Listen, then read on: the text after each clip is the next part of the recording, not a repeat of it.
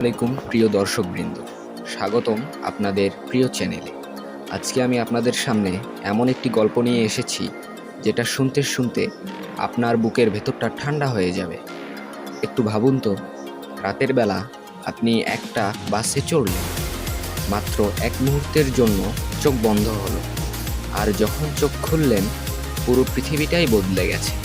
না কোনো মানুষ, না কোনো শব্দ, শুধু একটা ভয়ঙ্কর নীরবতা যা আপনাকে ভেতর থেকে ভেঙে দিতে পারে।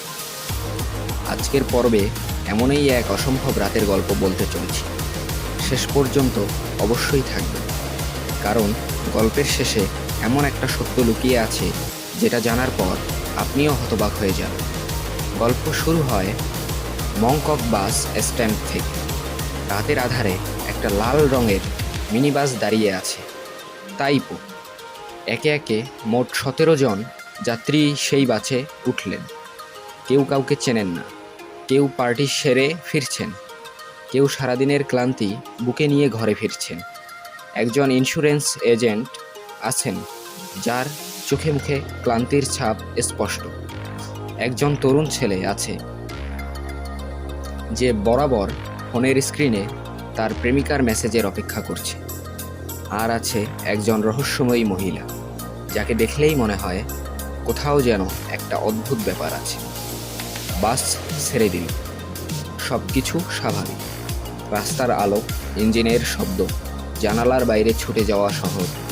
কিন্তু তারপর বাসটা একটা লম্বা সুড়ঙ্গের ভেতরে ঢুকল। সুড়ঙ্গের ভেতরে আলো জ্বলছে, সামনে পেছনে গাড়ি, একদম স্বাভাবিক। কিন্তু যে মুহূর্তে বাসটা সুড়ঙ্গের জন্য পাশ থেকে বের হলো, সেই মুহূর্ত থেকেই সব কিছু বদলে গেল। প্রথমে কেউ বুঝতেই পারল না, কিন্তু ধীরে ধীরে বাতাসের ভেতরে একটা অদ্ভুত নীরবতা নেমে আসতে লাগলো। সেই তরুণ ছেলেটা যে একটু আগেও প্রেমিকাকে মেসেজ করছিল, সে লক্ষ্য করলো মেসেজটা সেন্ড হচ্ছে না। ইন্স্যুরেন্স এজেন্ট ফোন বের করলেন, নেটওয়ার্ক আছে কিন্তু কল যাচ্ছে না। আর সবচেয়ে ভয়ঙ্কর ব্যাপারটা হলো বাইরের রাস্তা, যেখানে এই সময়ে হাজারো গাড়ি থাকার কথা, কিন্তু রাস্তা একদম ফাঁকা। একটাও গাড়ি নেই, একটাও রিক্সা নেই, রাস্তার আলোর নিচে একটা কুকুর পর্যন্ত নেই। বাস তাইপোতে পৌঁছালো। ড্রাইভার অবাক হয়ে গেল, কারণ এই এলাকা কখনো এত শান্ত থাকে না, কিন্তু আজ এখানে শুধু নীরবতা। বাস থামল, সবাই চারদিকে তাকালো, কোথাও কেউ নেই। তখন একজন যাত্রীর মনে পড়ল সুড়ঙ্গের ভেতরে যাওয়ার সময় 1 সেকেন্ডের জন্য তার চোখ লেগে গিয়েছিল, আর যখন উঠল সব শেষ। ড্রাইভারেরও মনে পড়ল, গান বদলাতে গিয়ে সে একটু নিচে তাকিয়েছিল, আর যখন সামনে চাইল রাস্তা ফাঁকা। ঠিক সেই মুহূর্তেই বাকি যাত্রীরাও চোখ বন্ধ করেছিল। মানে এই একটি মুহূর্তে কিছু একটা ঘটে গেছে, কিন্তু কি ঘটেছে কেউ জানে না। ইন্স্যুরেন্স এজেন্ট ধীরে ধীরে বললেন, হয়তো আমরা সবাই মরে গেছি। বাসের ভেতরে আতঙ্ক ছড়িয়ে পড়ল। ঠিক তখনই সেই রহস্যময়ী মহিলা শান্ত গলায় বললেন, না, আমরা মরিনি। মনে হচ্ছে আমরা অন্য কোনো সময়ে চলে এসেছি।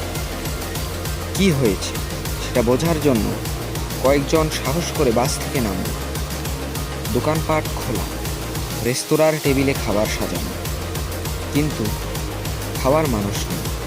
মনে হচ্ছে 1 সেকেন্ডের মধ্যে পুরো পৃথিবী থেকে সব মানুষ উড়ে গেছে।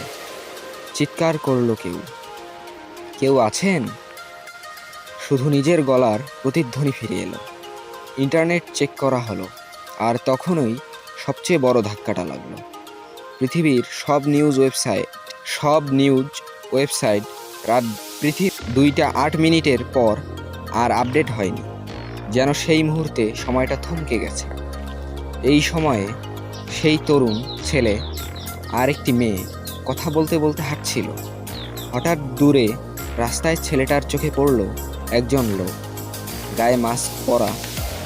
দেখেই বুক ধক করে উঠল, কিন্তু পলকের মধ্যে সেই মাস্কওয়ালা লোকটা গায়েব। ছেলেটা মেয়েটাকে বলতে যাবে, কিন্তু মেয়েটার দিকে তাকিয়ে তার নিঃশ্বাস বন্ধ হয়ে গেল।